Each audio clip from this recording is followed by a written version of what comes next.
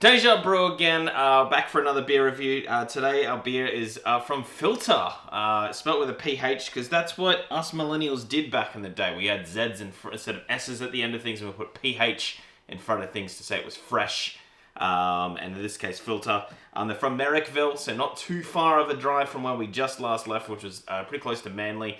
And yeah, we're getting close to Sydney Airport, so not too far. We're not going to Belgium this time, at least for this beer. A little bit excited for this beer because you guys may have seen it. These guys are kind of around. I've had their XPA before. I think that's kind of their flagship mainstay. That's the beer that kind of does the rounds that you might see at a few different places. I've also seen them in a few beer shows. This, however, is XPA 7 to celebrate their 7th birthday. So it's done with wet hops instead of the dries that they usually do. And it's Galaxy hops, which are my absolute favorite. So I have very high hopes for this beer. I'm expecting a fair bit to come out of it. The difference between an XPA and a pale ale, just because this is our first XPA, so I can run through it, is it has a little bit more pale malt than what would normally be done in just what you'd have in a pale ale. Thus, extra pale ale. So not too much difference. These guys, I've met one of them before. They were neighbors. The ones that own this brewery. They were neighbors, and they just kind of wanted to get on it. Anyway, let's get this good can rip going. Oh, that's the best can rip we've had thus far. Oh boy, I'm very happy about this. I don't think you can get this beer anymore. I had a quick little look. I'm pretty sure this is it. So I might be reviewing a beer you just can't get anymore. But their XPA was pretty good when I had it. I can't remember what I rated it. I try to stay away from my beer ratings and those sort of things. When obviously I looked at these things, I don't want to come into it with thoughts or anything from the past sort of bubbling up to inform my review. So let's crack in here. Let's see what we can get in the way of a good head. This beer wanted to come out of the can. Sometimes the beer just... I don't think I really even tipped this over. This beer wanted to be drunk. It was out of the can and into the glass, into the chariot of destiny. Yeah, that's a great head too. Oh boy, am I excited now. This is all happening. This beer leapt out. It leapt out. It wanted to go from here to there. It was like a Wagyu cow just rocking up to the butcher and being like, yeah, it's my time. I'm ready to feed a bunch of people. This is unbelievable. Head is definitely keeping its shape, which is nice. My comment on a few beers was we weren't getting that head. It was going away immediately. Great can rip as well, which I think leads to a great head. Let's have a quick smell. Oh, okay.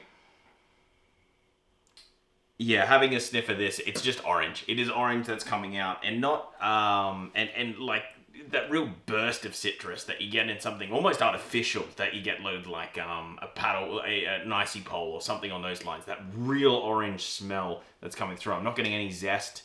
I'm not saying it's artificial, but it's kind of that absolute burst that you get of that smell. So I'm very excited to just dig into this. I don't think it's going to be very bitter. Just going into what XPAs usually have, they usually try to finish it off with a bit of bitterness in the hops, but I think this is going to be pretty fruity, especially for an XPA, but I think it's going to have something to do with anytime you get Galaxy hops involved, it's a good day.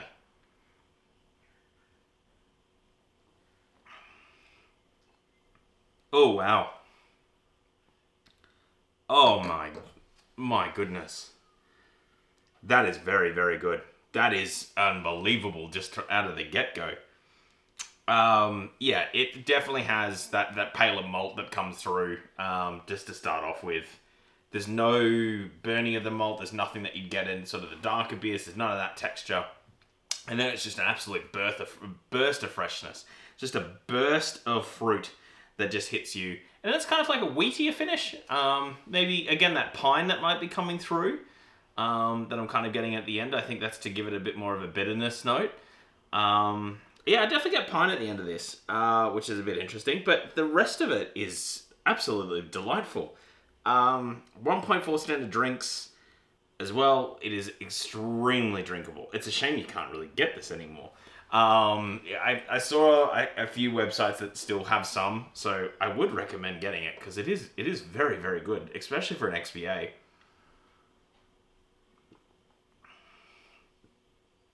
Yeah, it's a bit layered, the flavor too. There's a bit of texture. Usually XPAs are a bit, I wouldn't say bland or boring. They're just, you know what you're getting, right? It's great on a hot day and you're out in a beer garden and it's just refreshing. It's nice. It's a good way to start, or a great way to kick off a Friday just with a nice XPA. Sunday session as well. Fantastic. This beer, but it has a lot going on to it. You could bring this over to, you know, your friend that mightn't get into craft beers as much, and they would really find some of the bitterness notes out of this that would just be a bit familiar to them. You want to bring this to a bar, you know, a beer nerd. Hey, it's the 7th birthday of a craft beers XPA. Try this; they'll be all over it. The one thing I usually sometimes get with an XPA is that real. It's kind of a chemical aftertaste. I find I get it with XPAs or pale ales that they don't push very far. I think it's just in the fermentation process, it's not eliminated. I'm not getting anything of this with this. It is extremely fresh. It is extremely crisp. It just works. It just really works for a beer. This is getting a score. This is getting a shirt score. So the rule is, going forward, I'll buy a brewery shirt from anyone that I give more than an 80 to. And that's saying a lot here. This for an XPA, I was going into this like, I randomed it. It was in the fridge. I was kind of like, you know, I've had Philter before. I've had their XPA before. I kind of know where it lies. It's probably somewhere in that like 65 out of 100 realm. This is unbelievable.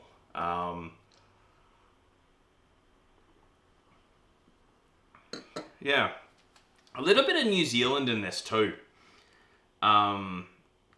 That's probably the closest way that I'll describe it. Whenever I go to New Zealand to get their pale ales, I don't know what is different about the brewing process. I'll eventually get there. There's so much to learn when it comes to tasting.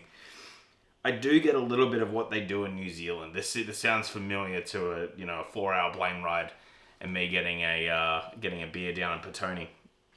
Yeah, that's in Wellington. There's just something to it there. I don't know if it's the hops that they use or if there's a slightly different style that they make it with. So I wouldn't be surprised if it has Galaxy hops and something else. I know it has Galaxy hops in it.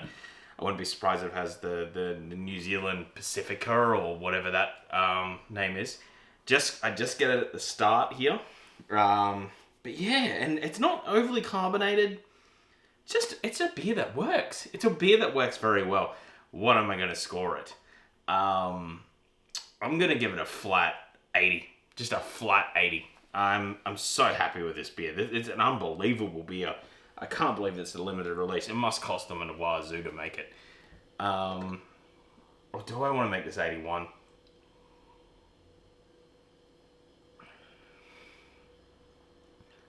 Yeah. Yep. You convinced me. 81. 81.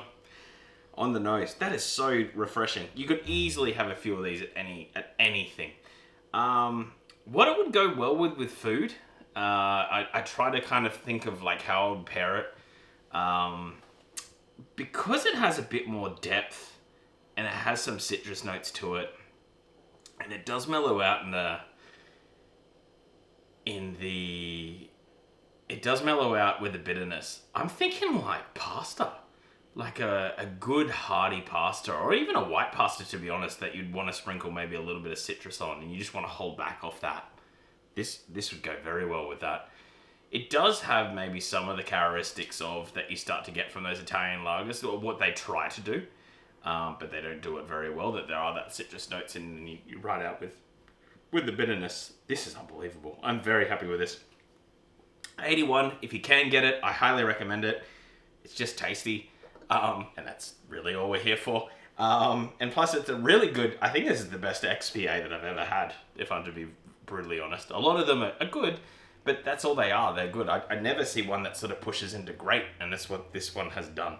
So, very well done. Well, I think I have to try the 8-year when that comes out. But yeah, happy birthday to Philter. Excellent beer. Yeah, thank you so much for watching, everyone. Up to 4 subscribers now, so if you have made it this far and hit the subscribe button, it really does help us out over here. If you have any suggestions for any beers that I could review, put that in the comments down below and I'll source that and I'll do a review there. But otherwise, thank you so much for watching and cheers! Wow.